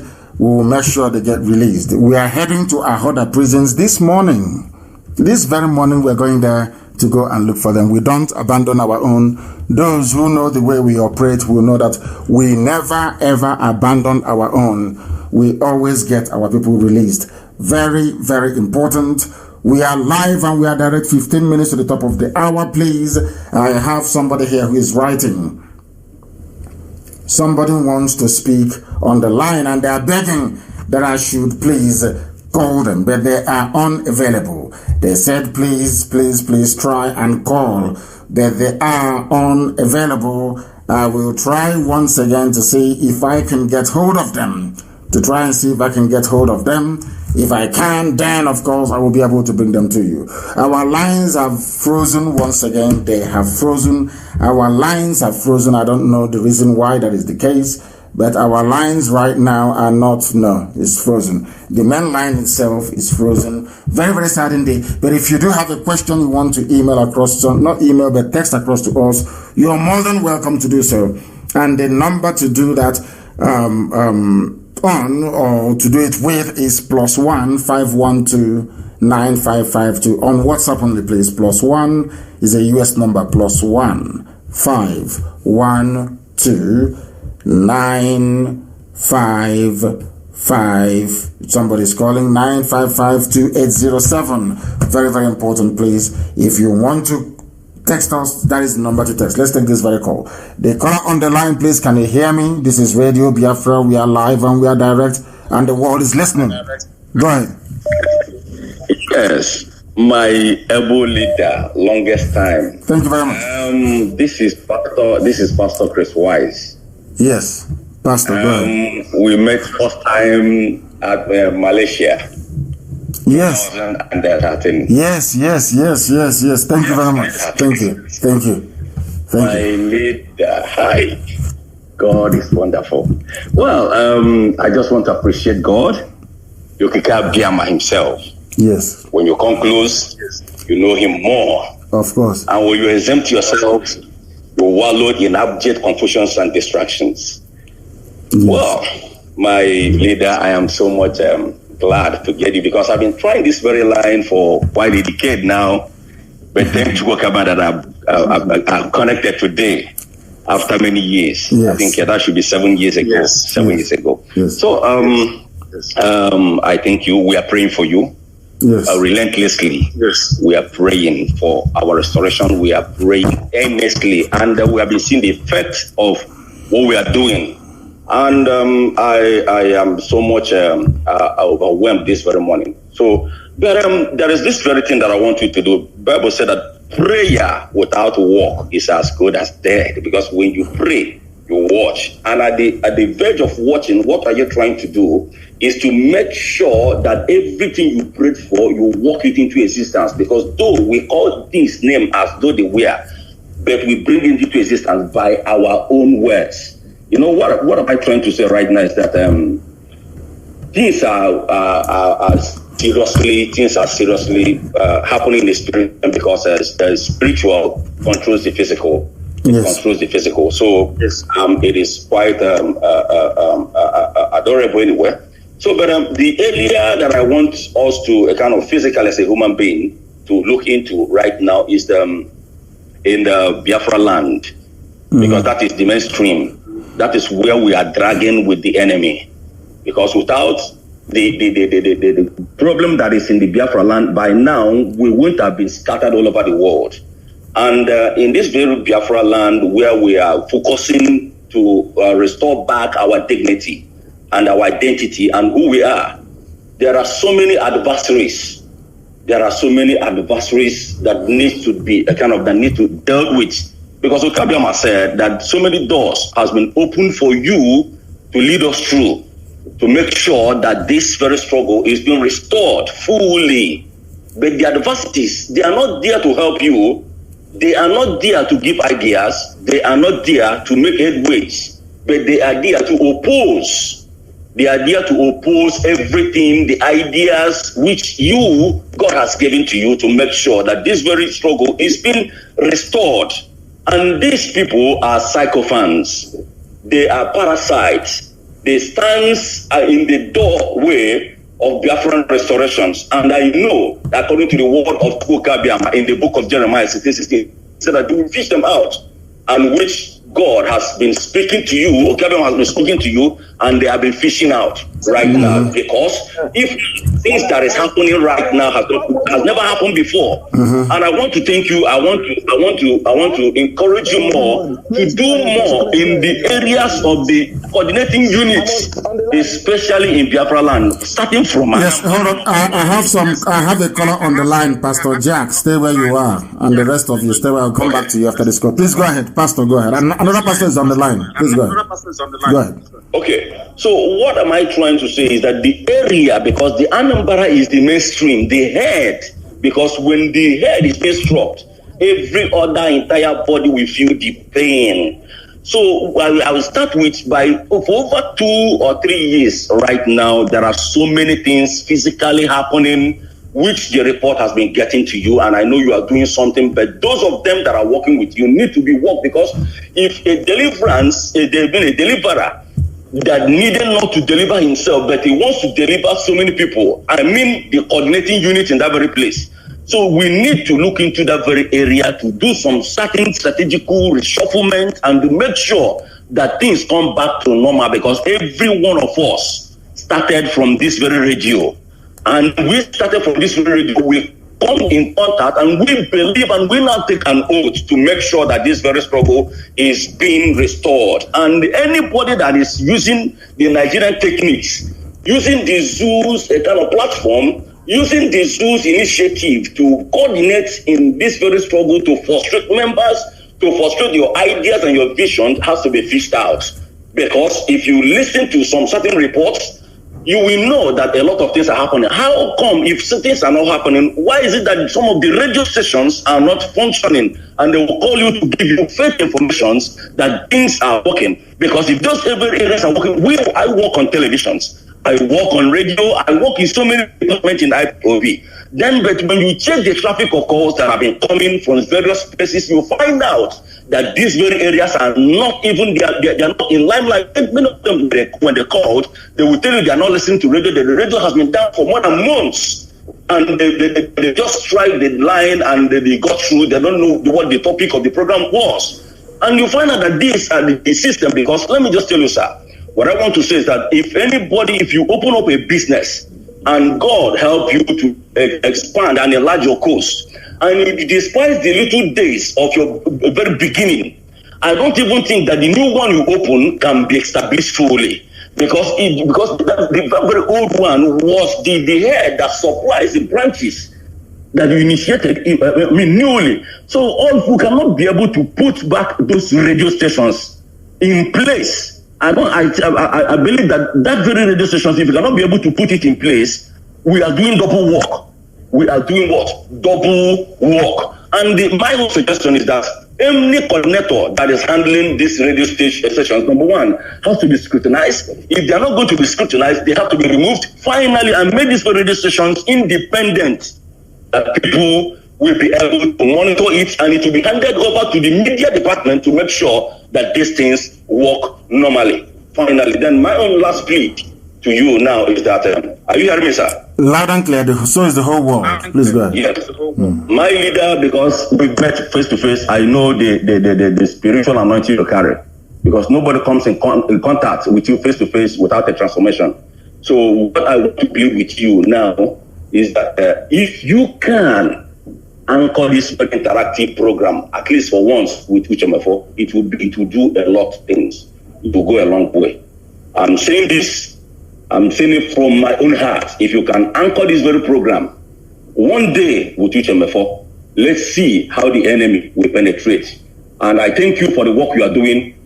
Continue to checkmate the coordinators, because many of them are doing a lot of things. A lot of things are happening. Because when you give a struggle issue to a poor man, you will find out that very person will be so selfish and materialistic tendencies and aggrandizement, and it will bring kind of drawing you back. Because this is exactly what happened to Lot. Lot could not forfeit a little bag from liberation, and she wants to get back to collect the things that she would have left, because where she was going, a lot of milk and honey and a great investment is over there, but because of that little peanut, she was able to kind of destroy herself and turn to the pillar of salt. But that didn't stop their family to continue in what they were doing, and they were liberated. So there are people that will join us back, especially in the coordinating units. As we have said, concerning financial unit, if they handed over it to 100%, because if not, we are doing double work. Check our radio. And again, finally, remember, if this my request can be accepted by handling anchor the program with HMFO, I will be very much. HMFO is our deputy. Why do I need to anchor program with him in order to justify something? What are you trying to say? Is that something you know that I don't know? No, you know everything. Okay. I say because the last time we did a program together, hang on, the last time we did a program together was in the US when I went to Baltimore, and he was there with me. Yes, I went for a meeting, and he was there with me. So should the need arise once again, of course, that will happen. I don't know. I don't want the minds of people to be wondering when it shouldn't be wondering. Our focus is on the restoration of Biafra, and that's where we're heading to. And along the way, we are going to smash every vestige of zoo behavior in our people, so that we can be fit and proper to confront the new kingdom of heaven upon the face of this earth, which is the land of Biafra. And I thank you very much that after so many years, we are able to reconnect once again. We are able to reconnect once again. Thank you very, very much for that. And we are moving very speedily to the end of the program this very morning. The time now is approximately 3 minutes to the top of the hour, regardless of where you are. Somebody asked a question, but the name is not here, but I'll go on regardless. The person asked a question. He said, what will be you said something that you said there'll be no kings. What will be the position of traditional rulers? What is the difference between kings and traditional rulers? The difference in Biafra land is going to be that the traditional rulers are going to be the custodians of our culture and our heritage. As simple as that. The duty of exercising political power will rest with elected officers because we are a republic. Forget all that nonsense that you have in the zoo. It is a republic, but you have the Sultan of Sokoto, you have all these people who are, nobody knows what it is. You don't know if it is a sultanate, you don't know if it's an emirate council, you don't know if it's a republic. Biafra will be a republic, and a republic means rule of the people, by the people and for the people. That's how it's going to be. All that anomaly we are going to do away with. I don't know if we have a caller on the line. If we don't, of course, the lines are jamming as usual. And predictably so, because a lot of people are trying to get through. Can you imagine somebody trying to call us all the way since 2013? They've not been able to get through. Only this very morning. I have a caller on the line. Can you hear me? The caller on the line, can you hear me? No, they cannot hear me. And on that note, let me see if we can take this one. The caller on the line, can you hear me? Good morning. Good morning to you. Please raise your voice for us. Your name and where you're calling from? Mazi, my name is Wada Ihechupu. I am from Caribbean. I am living in Caribbean. Which part of Caribbean are you in? Because I know Caribbean is quite a lot. I am in St. Lucia. St. Lucia. Are you part of the family in St. Lucia? Do we have IPOB family in St. Lucia? I'm not sure. I'm just asking. We do not have. We are trying to connect those in Trinidad so that we can join them. Okay. Yes. Okay. Wonderful. Wonderful. Thanks for calling. Please go ahead. The world is listening. Go ahead. Yes, Mazi. I'm so happy to get you this morning. I have been trying. I have sent text. So we thank you for the work you're doing for us. And this morning I was reading from the Simon Eber's chat that Boris Johnson is issuing a warning to his people not to travel to Nigeria. So all these our world powers, they know the problems that Nigeria is. So why are they not eager to let Biafra go?